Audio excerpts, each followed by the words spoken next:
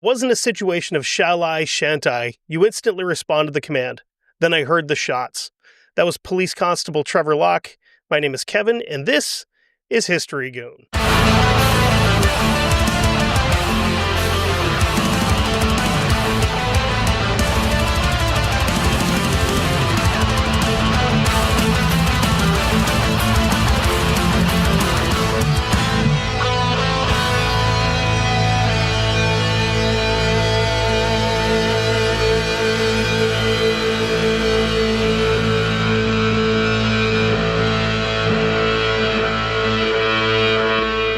What is going on, everybody? We are back. Welcome to another episode of the History Goon podcast, which has been referred to as amateur at best. So I'm going to try to keep up the reputation that I've built with that, at least. This week, we are talking about a little thing called Operation Nimrod, which, this is kind of the first time that I've done a military operation on its own. But it's very interesting. It's very fast-paced and fun. This is going to be a little bit quicker episode than the last few have been, but well worth it. Trust me. So to get into Operation Nimrod, we have to kind of step back and try to see exactly what caused the entire situation that led up to it. This is a hostage situation that took place in London that could have gone way worse than it did, but we have to understand why it happened in the first place. So the background's a little muddy and convoluted, and I'm going to try to lay it out as smoothly as possible, and the best place to start is with the group that's responsible for it. It all leads back to the Iranian Revolution of 1979. This could be an episode all on its own. I'll try to keep this part as short as possible, just in case in the future we ever want to do that. Who knows? Again, the politics of everything, it makes it not as interesting as it could be, but very violent anyway. So we're going to start with the Pahlavi dynasty that had controlled Iran for the past 54 years, from 1925 to 1979. And for quite a while, that the Pahlavi were Western backed. They were being backed by England and the U.S. The U.S. is feeding not just money and influence into the area, they're trying to westernize everything. And the world monarchy champions, the British, swept into the area in around 1921 to help with some dynastic pointers and empire building advice, I guess would be the best way to put it. In 1949, the Brits and Russians forced Reza Shah into exile, and they would put his son Mohammad Reza Pahlavi on the hot seat. 1953, amid a power struggle between Mohammad Reza Shah and the Prime Minister Mohammad Moghzada, the CIA and MI6 totally didn't, because they never would even consider doing something like this, but somebody orchestrated a coup against the Prime Minister and his portion of the government. And about a decade later, the Shah would fire Parliament and launch what was called the White Revolution, which really ramped up the modernization of the country. So this turns the entire system upside down on its head. The traditionally rich are now closer to working class because farming land wasn't as valuable as the expansion of the cities themselves. With the quote-unquote land reform law, the government came in and forced families off of their land that they had owned for generations, and the land is quote-unquote redistributed in small chunks to smaller farmers. So this kind of smacks a little bit of communism, where it's like, these are our farms now, and these people may not know how to run them as well as you, but they're going to run them anyway because everybody has to have something to do. So this plan didn't work as well as you may expect, because again, you're taking it away from people that know what they're doing and giving it to people that don't. And with the failure of these small farms, people start fleeing back to the major cities, particularly Tehran, the capital. This completely flipped Iran on its head again, where tradition had been for young men to find a wife and tend a family farm, and now young people are going more into the cities and taking other jobs, doing things there. Some of the other things that are happening is things are getting a little bit more liberal with Western backing. This includes women. Women were trading in traditional dresses and taking up more Western style. And this made all the old Shia men intensely not happy. There's a lot of pictures you can find from Tehran back in like the 60s and early 70s where it looks like you could have taken that picture in London or New York or LA, because, you have more Western dressed people and women being able to, like, I don't know, do things like vote and drive and stuff like that. People are partying. They're wearing quote unquote immoral clothes such as blue jeans and silk shirts. And in 1977, things are about to really kick off.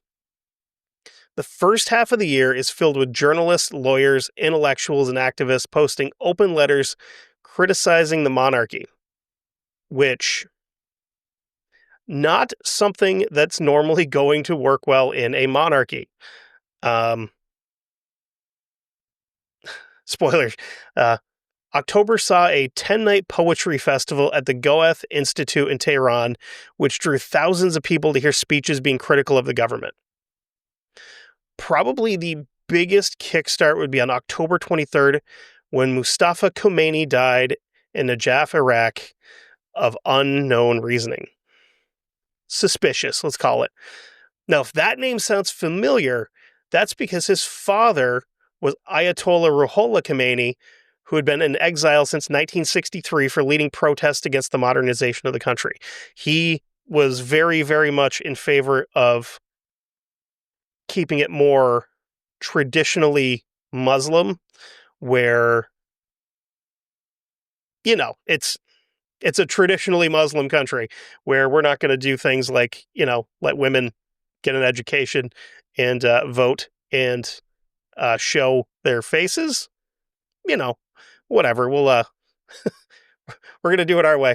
So some other stuff happened. The Shah visited Washington, D.C. to speak with Jimmy Carter, the president at the time. Peanuts were shared, and a group of Iranian students got tear gassed at a protest that they planned for the visit. In 1978, it starts to get a little bit more interesting. The Shah ordered the largest paper in the country to write a front-page article basically explaining how the former Ayatollah Khomeini is a scumbag and kind of a, we don't need him. And this leads to the largest bazaar in Qom shutting down in protest of the treatment of someone that they supported as like the country's highest religious leader. Thousands of people gathered at the bazaar in protest, which turned into riots, which led to 5 people being killed by security forces. So it's not a great thing. And like, as much as people want to talk about how protests are handled here in the U.S., people get tear gassed and they get shot with rubber bullets and stuff. These dudes rolled out into the streets with AK-47s, and if you were saying the wrong thing, you were getting shot. So it could be worse. Let's leave it there. It could be worse. And at one point in time, a weapon that was used for breaking up protests here were 22 rifles, because they're less lethal than bringing out like an actual large caliber rifle, because you could shoot somebody with a 22 and not kill them immediately. So that's considered less than lethal. So again, could be worse. Cops yelling at you and getting pepper sprayed or whatever, but you didn't get shot. So there's that. So of course, with all the violence and bloodshed in the bazaar, rug sales plummet for the rest of the week. More violent protests kicked off around the country after a student was killed during a kind of like a mourning vigil that they did at the bazaar for everybody that was killed there. So more people showed up to, hold candles and do all this. And security showed up and shot somebody else and killed them too. So it's come full circle, unfortunately. In June of 1978, the head of SAVAK, which is the Iranian secret police, was replaced. And the first thing the new guy does was order the release of 300 detained and exiled clerics. One of the newly released clerics was killed in a quote-unquote road incident, which caused even more protests and deaths. The biggest loss of life so far took place in August when 477 people were killed when the Cinema Rex in Abda was deliberately set on fire. A lot of people blame this directly on Savick, like them having an agent go in during a showing of a movie of some sort and setting the thing on fire. But after the revolution is said and done, an Islamist admitted to the arson. So basically, it was an act of terrorism, not an act of government-sanctioned terrorism, which makes it better some way, I guess, but who knows. On September 7th, the Shah declared martial law and security forces opened fire on protesters, killing over 100 in an event that would be nicknamed Black Friday. So not like our Black Fridays here where you just get trampled for a TV that you're going to pay the same price for that you would have got the day before and not had to get trampled for it. But by September, there are protests in pretty much every major city in Iran, with millions of people calling for the removal of the Shah and the return of Ayatollah Khomeini. So this is hard to say, like, if it would have been better under him, because he obviously takes back over in Iran and things are not any better. They actually potentially are worse than they were under the allegedly elected government that we totally didn't just put into place because we could control them, because we wouldn't do that. That's not something that the U.S. or any Western country's ever done in the Middle East or Southeast Asia or South America or Africa, Caribbean. We would never do that. That's crazy. So bringing the cleric back to power would revert the progress made by the previous revolution. A security force was established to enforce mandatory head and face coverings for women, and any other rights that the ladies of Iran had gained were stripped away. So again, things aren't going to get any better. Iran had become an Islamic state and would adhere to the tenets of Islam and punish those who didn't. November of 1979 would see the Iranian hostage crisis, where protesters overran the U.S. Embassy and took a bunch of hostages. This is an episode that I would actually also like to do at some point, so I'm not going to go too far into detail with it. The hostage situation actually ended up working out quite a bit better than anybody really saw coming, because you had Jimmy Carter leaving office, Ronald Reagan coming into office while the whole thing's going on. And, they were like adults and stuff, and they set aside the fact that one was a Democrat and one was a Republican, and they tried to do what was best to, get these people out of a situation that could turn terribly, terribly wrong, terribly quickly.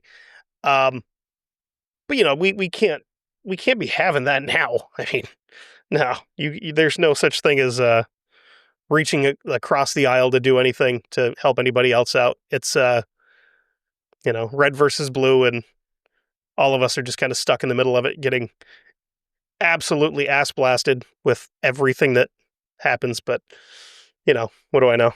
I just pay taxes and hate the government, but that's okay.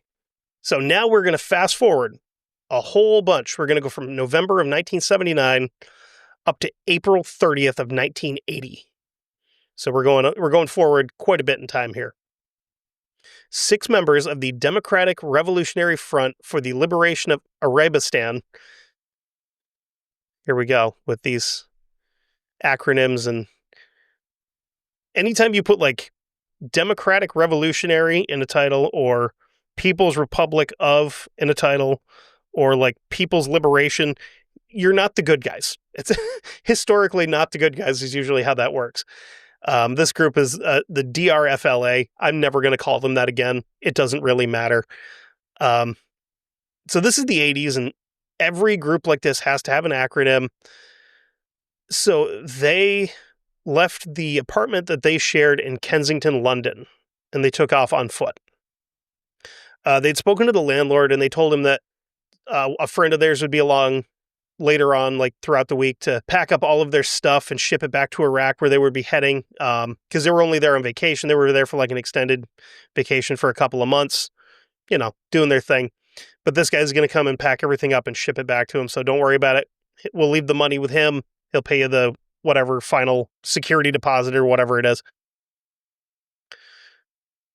So leading up to this event, they took a very similar tactic to the guys that what the guys that carried out 9/11 would do, where leading up to it, they're going out whenever they can. They're partying, they're drinking, they're, trying to hook up with like local ladies, even though these are all things that they rail against in their own culture, but it's okay. When in Rome or London in this situation, just kind of go out and do whatever. They made a few stops on their way across town to pick up some parting gifts, 4 automatic pistols, semi-automatic pistols. It's just an automatic pistol because it automatically loads the next round after you fire it. It's not a full auto pistol. 2 submachine guns, which were fully automatic, a revolver, box of ammo, and some grenades. So even back here in the 80s, the UK had some really strict gun laws. And like, I'm assuming if their gun laws are strict, they're probably super not okay with hand grenades. The common consensus is that these weapons were brought into the country illegally in an Iraqi diplomatic package. So meaning these guys had a hookup somewhere in the Iraqi embassy that they're like, hey, we're going to have something FedExed to you. When it gets there, let us know and we'll come sign for it. So with their baggage in hand, they made their way to 16 Prince's Gate in Knightsbridge. This is the location of the Iranian Embassy. Keep in mind, these guys had received very minimal training in the use of these firearms because they weren't like expecting a gunfight with the British police, who are notably unarmed other than sticks. So they're really, we're just going to go in here and wave guns around and everybody's going to do what we tell them because we have guns and they don't. Makes sense, right? It's, kind of like robbing a bank where you don't really want to shoot anybody. You're just going to go in and try to scare the teller into giving you, $80 or whatever they've got in the till in front of them. So when they get to the Albert Memorial, one went on ahead to do like final recon of the embassy. They've been in and out of this embassy a few times over the course of the last couple weeks.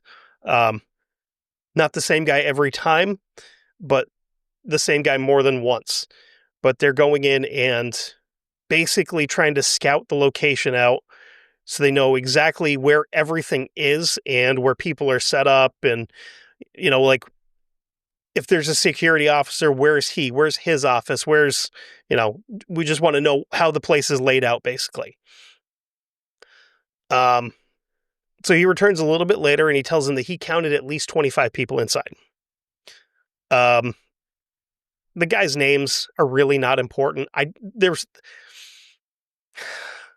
The bad guys' names are so unimportant that I didn't even put them in here. Also they're terrorists and it's just going to confuse things because of the 6 of them, I think there was like 2 Mustafas and 2 Muhammads, and I'm like, there's no way in hell that I'm going to keep these guys straight. So it doesn't really matter because, you'll see. They get back together, signals given, and the group rushed the door of the embassy. The first hostage taken is Police Constable Trevor Locke, who provided our opening quote. He's on duty outside the door.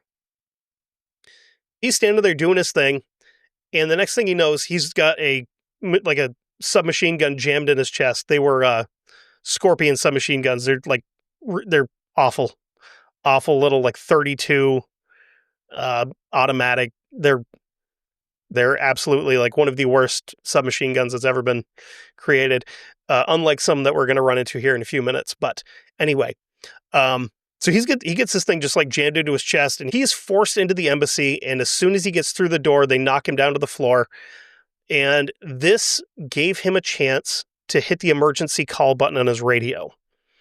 He's not real sure whether, like, I watched an interview with him where he said he's not sure if he actually hit the button on the radio or if just the angle that he landed on hit the button. Either way, it sends out an emergency call. Within minutes, police from the other embassies swarmed the outside of the building to clear the area. They get a negotiator there finally, get in contact with the leader of this group. He gives them a list of demands. The DRFLA members are from a region of Khuzestan in Iran, and they were in opposition of the new government of the country, and they wanted independence for Khuzestan. I'm going to do some on-the-fly research here because I am super curious. So I had to look it up because I wasn't real positive where it is. Khuzestan's located in like the western part of Iran. It actually borders Iraq, and it's got a population like nowadays of about 2 million people. So it's a pretty large area. But the demands were the release of 91 political prisoners being held by the Iranian government.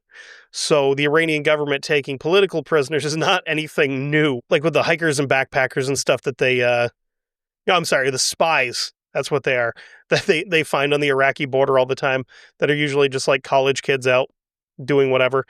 Them taking political prisoners is absolutely nothing new. The negotiator thinks that this is something that he can like kind of work with. He starts getting some ideas going as to how we can do this. And then the leader of the terrorist group here tells him that they have until noon the following day to get this done. The negotiator took all this information to his higher-ups, who in turn ran it up the flagpole and eventually got it all the way up to Margaret Thatcher, who, for my Irish listeners, I know that's your favorite person in the world. After a quick meeting with her security council, 200 kilometers away, bells start ringing in possibly the most dangerous place in all of Britain, the SAS headquarters at RAF Hereford. The SAS, obviously nothing new. They're not even anything new to this show. We've already talked about someone in the SAS. Actually, a couple of them, technically. But at this point, they're really not known to the public for the most part. Back on the scene, the negotiator made a very smart move. The phone lines to the building are cut, and they wheel in this giant green army phone that it literally took 3 people to carry it into the building because it was that big. So they wheel this thing up on a cart, and they're like, yeah, man, something happened with the phone lines. We don't know. We got this one, though. So they bring that in, and the negotiators start working in teams of 3. So they've got 3 on during the day, 3 on at night. They're working 12-hour shifts, each guy taking, 4 hours, whatever. One of the negotiators said that talking to the leader of this organization was so draining that he couldn't talk to him on more than 2 consecutive calls because he was just such a pain in the ass that he's like, I can't talk to this guy anymore. He's driving me nuts. So the neat trick here, though, or the mystery mousecatool, if you will, is that special green phone that they brought in, it doesn't shut off. So even when the receiver's hung up, it keeps broadcasting to the outside phone lines that the negotiators have. Through what little surveillance they could do from the outside with binoculars, cameras, and spotting scopes, they're kind of keeping an eye through the windows as much as they can. They also had something that was fairly new at the time, which was public CCTV cameras. Nowadays in London, there's a CCTV camera for every 13 people in the city. A city with almost 9 million people. That equals out to like 691,000 cameras, which is insane. They weren't as prevalent in 1980, but they put them to the best use that they could for the time.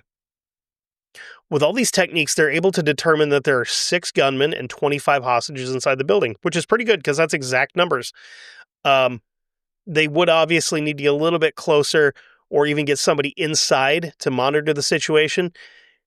And they had a pretty good way to try. The block of buildings, 15, 16, and 17 Prince's Gate, were all old brick. Not old for England, because these buildings are around 200 years old. Old for us, but England, that's new construction for the English. A very common building trait that was used back then, especially these older buildings, is they all shared walls. So the police sent teams into number 15 and number 17, so they're bookending the building where the bad guys are, and they start drilling through the 2-foot thick brick walls to install small microphones and cameras. The tricky part here is, again, this whole situation is very sticky. uh, Not long after the teams start drilling, and they're not using power tools, they're using old hand crank drills. Like, I'm sure some people have seen them. You have a handle in the middle, you got a drill bit on the end, got a big knob on the end, and it's like kind of S-shaped almost, and you stick your drill bit in, you hold onto the knob at the top, and you crank it to hand drill. Not the easiest thing in the world to do. So I can't imagine going through brick with it is probably great. But as they're doing this, one of the gunmen noticed the slow grinding and squealing noise coming from the walls. Believe it or not, like what you'd see on TV, hostage situations aren't like everybody yelling and freaking out. They're usually pretty quiet.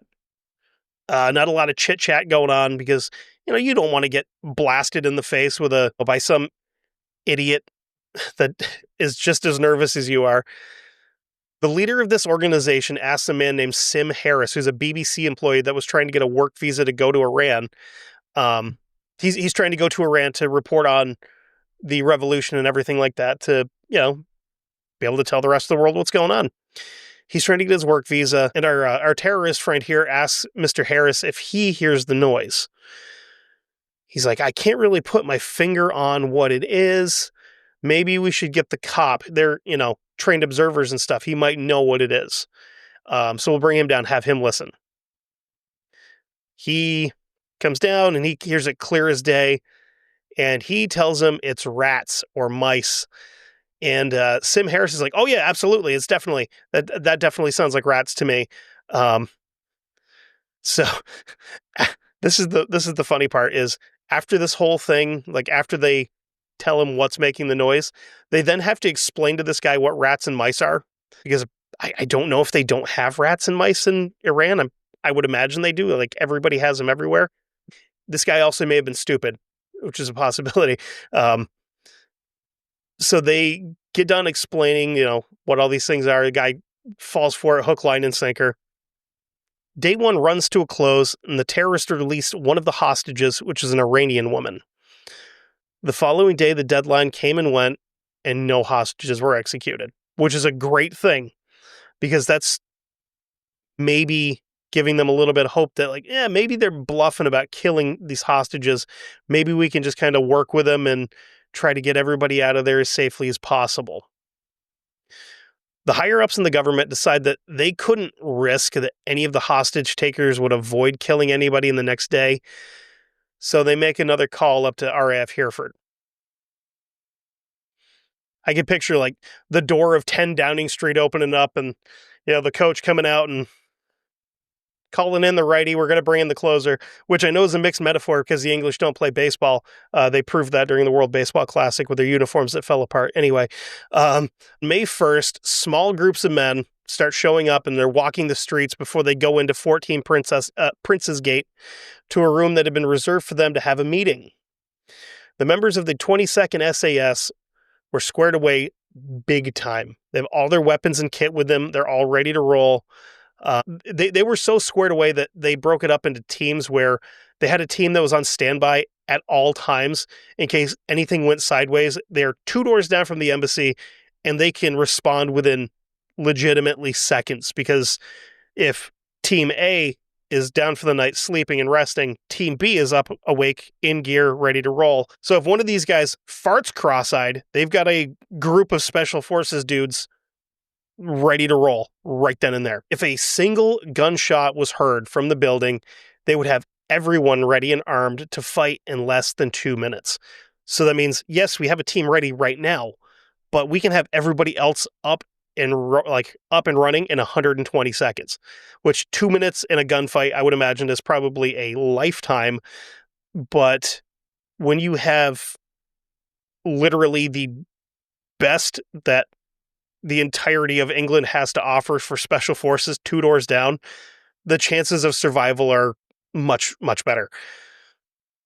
For the most part, the immediate action plan, or IAP as the SAS would be referring to it, was to just straight up assault the building from the front on the ground floor.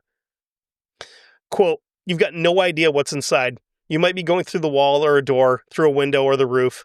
You just deal with whatever you find inside. That was John McAleese of the 22nd SAS from an interview that he did later on. Also, if you want to see what this guy looks like, anybody out there that's ever played the newer Call of Duty games where you have Captain Price, the guy that's always smoking a cigar with the excellent mutton chops, he is based directly off of John McAleese. The mutton chops, the cigars, everything. He is the basis for Captain Price, which is fantastic. It's actually kind of how I found this episode, because I was like, I wonder if any of these people are based on real humans. And yeah, Captain Price at least is based on somebody real. So we've got everything planned out. We know exactly how we're going to go in and do this. And all of that goes completely by the wayside when one of these guys walks past the window, literally twirling a grenade by the pin on his finger, like something out of a Clint Eastwood movie. The SAS were willing to take their chances against some, poorly trained Iranian cowboys with pistols and machine guns. But once explosives come into play, it gets a little bit more complicated. And what they would have had were Soviet RGD hand grenades. They're really not something that you really want to play around with, especially in a tightly packed area with a bunch of people that you don't need exploded. So now the idea of this like quick rush through the front door is gone. Now it's time to get a little bit more crafty. That'd probably be the best way to put it. Maybe sneaky. Yeah, we'll go with sneaky. The SAS is really good at being sneaky, except for our old friend Patty Main, who is very straightforward and not sneaky at all. The new plan is to break into 4-man teams and designate areas that they could make entry from, whether they have to like kick in a door or make a door. They need to know where they're going to go. So they would go off in their little 4-man teams very sneakily out of the building. They meet up at a nearby warehouse that they had actually gotten blueprints of the embassy from. They cleared out this warehouse and they essentially rebuilt the entire embassy in a smaller version in the warehouse so that they could do practice runs through it to know exactly where everything is. And kind of, so if the room is set up like this, we can assume that, people are going to be here, here, and here. And if this room is set up here and there's another door here, we know that we have to come in from both sides at the same time. Pincer, hit them from both sides, make sure that they can't go anywhere. So they're doing a lot of practice, basically. The weapon of choice for the SAS, especially in these like tight quarters, hostage style situations like this, is one of the best submachine guns that humans or any other variety of apes have ever created, the Heckler & Koch MP5. This thing is an absolute, just chef's kiss, marvel of engineering. Fantastic little firearm. It's chambered in 9mm. It has an option for semi-automatic, 3-round burst, or fully automatic, which means on full auto, it can fire 700 rounds at the same time in every direction, according to people that make American gun laws. No, but it can fire 700 rounds a minute, which not too shabby. The only thing that I thought was a little weird with these, I'll try to screenshot a picture here. The only thing that I find a little goofy with these is their setup for flashlights, because it's like you have this fantastic, incredibly built German submachine gun that is just sleek and elegant and pretty. And then you do this where you just flashlight. You just slap this giant mag light to the top of it through a very, very odd mount where you could potentially put an optic, but you can't put an optic there because you have a flashlight there. But if you didn't have a flashlight there, you could put an optic there, So now we're up to day 4 into this situation, and the gunmen have released more hostages. Now we're down to 23 hostages total in the building. Now, little do these goofs know that at this point, the SAS are making final plans and preps for an assault. The new plan is to make simultaneous love to the embassy and douche lords inside from 3 different points. The ground floor, the rear entrance, and then they would have teams penetrate the second floor from balconies that they would rappel from the roofs to get to. McAleese's team would hit the front of the building from the balcony, and again, plans would change. Instead of being able to just hit the balcony and smash through the window with sledgehammers, they need an alternative. Because the windows are shuttered and they're reinforced from the inside, and they've got like cages around the inside of them. So they'd opt for this neat little gizmo called a frame charge. Basically, if you were to think back to like being a kid, or if you have kids and your kids like Play-Doh, imagine just taking like a whole thing of Play-Doh, like one of the big cans, not the little like 50-cent ones at Walmart, like the big jug of Play-Doh. You just roll out this big fat long snake of Play-Doh, and then you'd like put it onto a frame, except instead of Play-Doh, it's Semtex, which is like Play-Doh's super angry cousin. And then you tape it to this frame so it doesn't fall off, because it's not just going to stick there by itself. It's not that cool. And then you just kind of take this frame that it's on, whatever it is, if it's like a sheet of plywood or, maybe a piece of cardboard or whatever, and you just kind of set it against the window. And you put your blasting caps in and set it off, and you just destroy everything that has ever existed between that piece of cardboard and like 5 feet inside the building. At the back door main floor entrance, Robin Horsfall and his team, they've got the same plan, but they're doing it on a door instead of a window. The team that was supposed to rappel to the back balcony right above them, get ready for a 40-foot drop. The 5th day of the siege, things are getting tense inside. Hostages aren't being fed. Gunmen are getting antsy because none of their demands are being met. One guy in particular is being a little extra. One of the hostages, Mustafa Karkouti, who's fluent in, surprisingly, Arabic and English, became somewhat of a mediator between the police and the terrorists, and he's also kind of keeping the non-Arabic speakers abreast as to like what these other guys are saying. Like, hey, they're going to kill us. They're basically just letting them know what's going on that these guys are talking about. So after playing the middleman for a couple of days, Karkouti is released. He was in the early stages of a nervous breakdown. Understandably, to be, have a nervous breakdown. I get that. That's fine. So this is great for Mustafa because he's out of the situation now. But it's not great for the other 21 people there, because the man that could kind of obviously keep them up to date with what's going on is gone. So they have no clue what's happening now at all.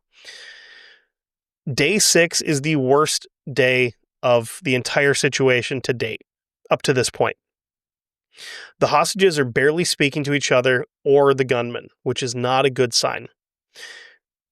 Things start getting a little hot between the second in command and some of the Iranian hostages in the embassy. 29-year-old Abbas Lavasani, who is an ardent supporter of the Ayatollah, he starts, running his mouth to the gunman. He's very upfront about his support of the new government, and he told them that if they had like a set of balls between them, they would do something about it. So here's where he makes a slight miscalculation by telling these guys that he is ready to die for his cause. You tell people like this that you're ready to die for a cause, and they're going to make sure that you do that. The second in command picked him up to his feet, forced him to another room. While all this is happening, Sim Harris and Trevor Locke get on the phone with the police, and they're like, hey, this Lavasani dude's about to get his head blown off. And the negotiator on the other end of the line tells him, quote, try and stop them. Maybe a little tone deaf. Maybe we didn't read the room quite well, that we've got a bunch of unarmed people in here that haven't eaten in a couple of days. These guys, other guys are all super frustrated and annoyed and armed. Constable Locke said in an interview later on, quote, I then heard bang, and then a groan, then bang, bang. A shot followed by a groan and immediately 2 more shots. I hadn't seen it, but I had heard a classic execution. Man, I got to get enough money to get like a British person to read stuff like that for me. It would have been sounded so much better. Damn it. My stupid accent. Anyway. So the police heard the gunshots and they sprung into action. By sprung into action, I mean they waited 5 hours to call and see what had happened. 50 that night, Lavasani's body was pushed out the front door of the embassy. Armed police provided cover and 2 men went to the door with a litter to try to get the body out and try to save him. Even though he's been shot 3 times, like 5 or 6 hours ago, including like 2 shots that were in the head. They still tried to do life-saving stuff on him.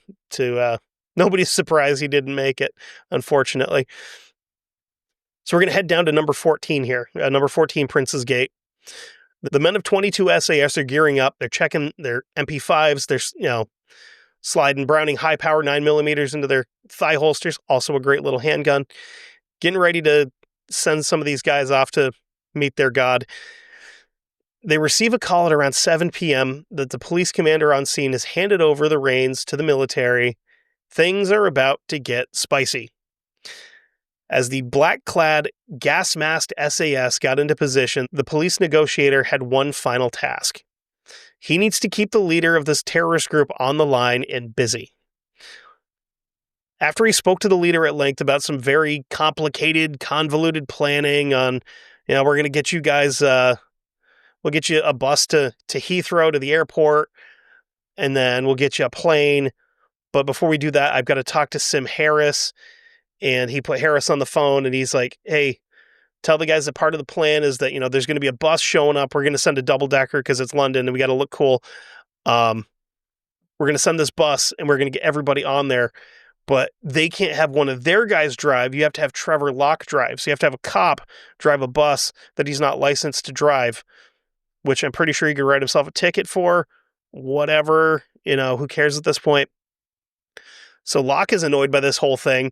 Because he thinks that they've given in to demands, and he gets off the phone, and he, by all accounts from what he said, the leader of the group that was right there was next to him when he got off the phone. He's like, I slammed the phone into his chest and walked away.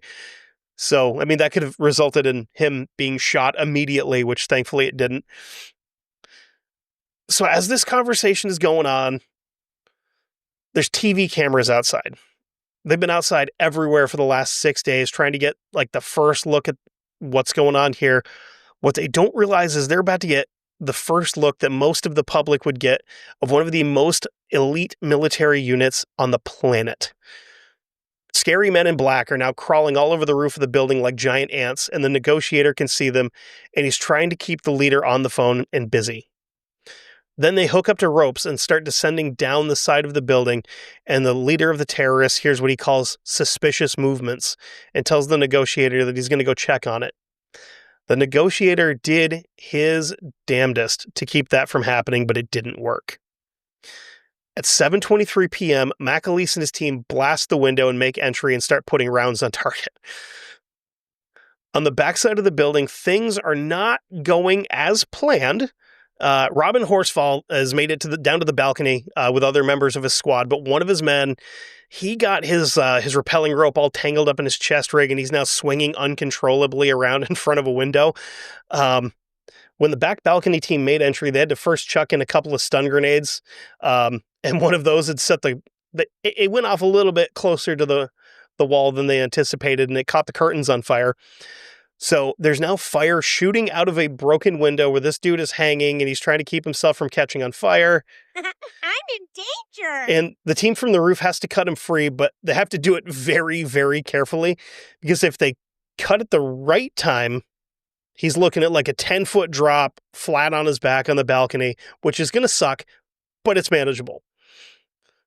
If they cut it at the wrong time, on the other hand, he's looking at a 40-foot drop, a very abrupt and squishy stop on the pavement below.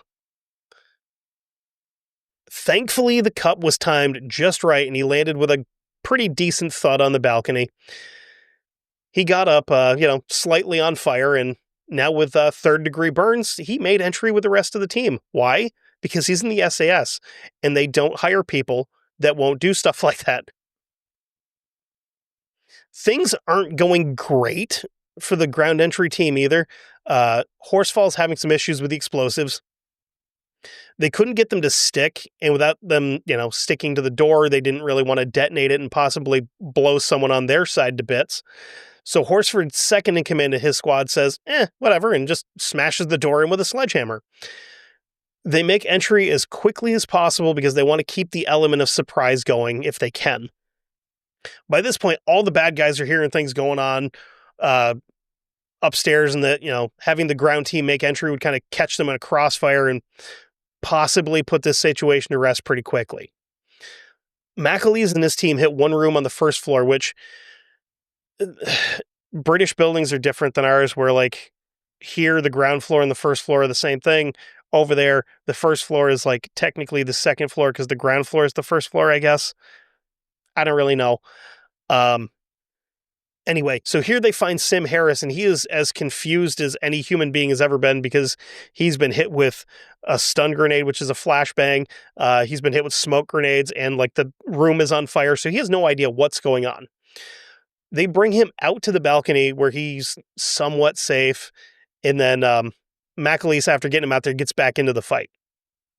As he's waiting outside, Harris starts having burning debris drip from the floor above him onto him, and his jacket catches on fire.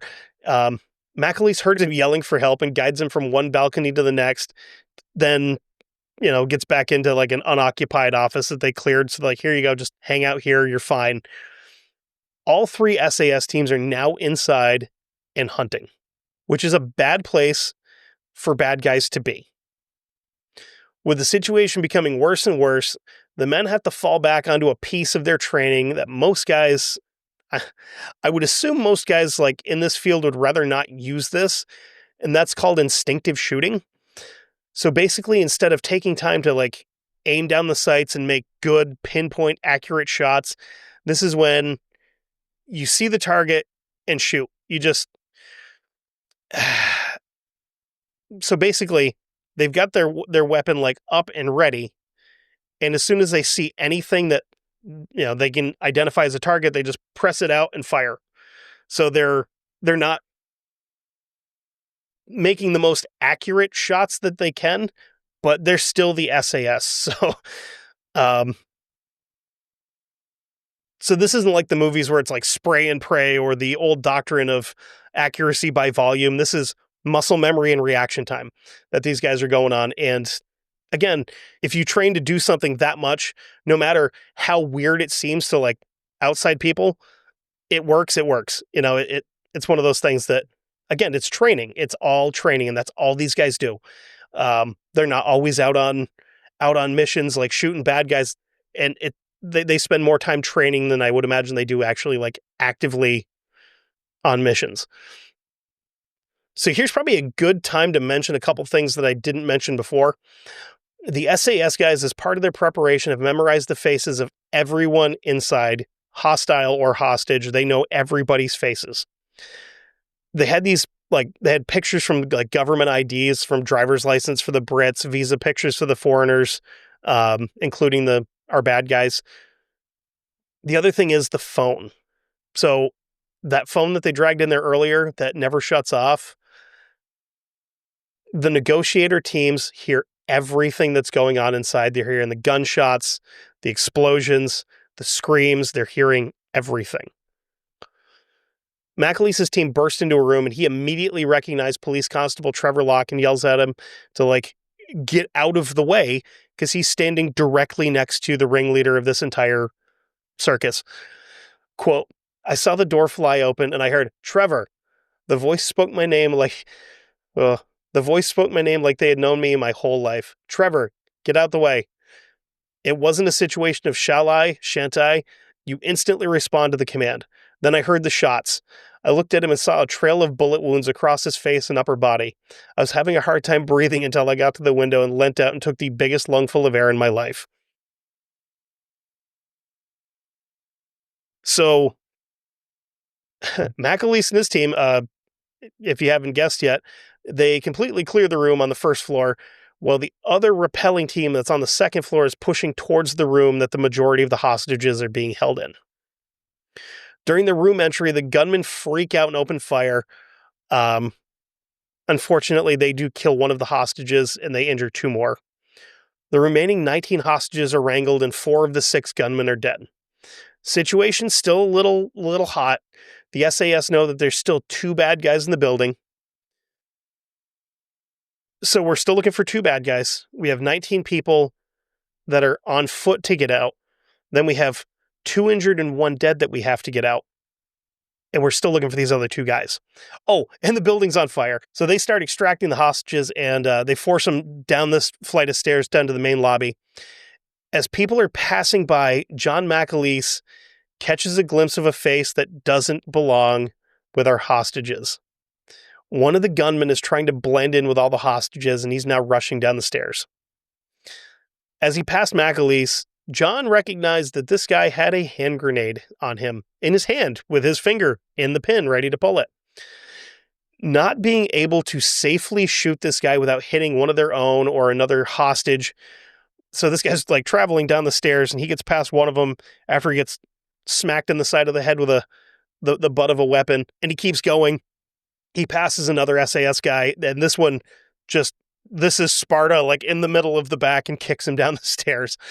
And when he landed, he just so happened to land right at the feet of Robin Horsfall, who's another one of our SAS guys, remember? Horsfall, being a nice guy, helps him back to his feet, tells him to get to the back of the line. I'm kidding. He shot this guy until he had to reload and then kicked the grenade out of the way. Thankfully, the pin hadn't been pulled in the kerfuffle, but within seconds, the hostages are all face down and handcuffed and out in the front garden, or as we here in the States would call it, on the front lawn. They're now being verified one at a time with a flip file of pictures. So they get to Sim Harris, they roll him over and they check his face against the file and they roll him back, and then he kind of turns his head the opposite direction and they roll this guy over, and Sim's like, no. He's one of them. He's one of the terrorists. So after he starts yelling, the SAS guy that is next to him is like, what are you talking about? Rolls the guy over and he's like looking at the pictures like, oh yeah, he's right. And that man vanished and he would be in prison for the rest of his life. Nobody knows where. Nobody knows if he got a trial. I don't really care. All in all, 2 of the hostages were killed. 5 of the 6 terrorists were completely deleted. Considering how things could have gone, this is considered an unprecedented success for the SAS. You had, at one point in time, you have 25 innocent people in here, 6 armed gunmen that aren't getting their way. This could have ended a whole bunch differently than it did. The only thing that came up as a little controversial was reports that 2 of the terrorists were killed while unarmed. Who cares? It's really not even clear where these reports came from. And again, you were part of a group that took, almost 30 people hostage.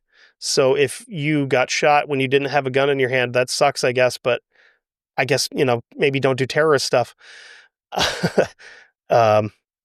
The Home Secretary wanted to bring the men responsible for the rescue to the public and show them off as the heroes that they were. But SAS Command told him that that's not how we do things.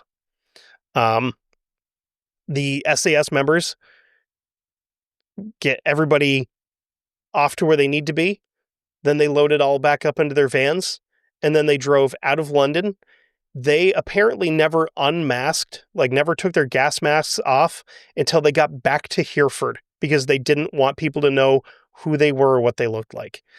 And that's some spycraft stuff. You don't need to know who we are because we don't need to have our faces splashed all over the newspapers and everything else, because then if we ever have to go do something, somebody could recognize us. And it makes perfect sense as to why they would not want that.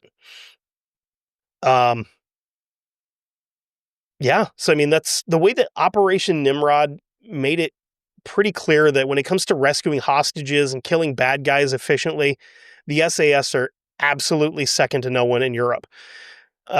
There have been some other situations that didn't end so well. One that I really want to cover is the Moscow theater rescue, where a pile of Chechen rebels took hostages. It was in a big theater. I think there was I want to say there was well over 400 people in this theater. I don't know the exact details of it because I haven't covered it yet, but I will. But this Chechen rebel group went in with guns and they took everybody hostage. And the Spetsnaz team that went in to do the whole thing, they bungled the entire thing by they were supposed to put I don't remember what it was, if it was tear gas or something through the venting system to try and get everybody to a point where they could go in and arrest them or whatever. And then they decided on fentanyl gas or something, and they killed a ton of people, gassed a bunch of people to death, went in, killed a couple of the bad guys, and then we're like, great success, we done good. But it was a complete fudge cluster, if we want to put it that way. But yeah, that was Operation Nimrod. That was a kind of a quick one compared to the last couple, but it was fun.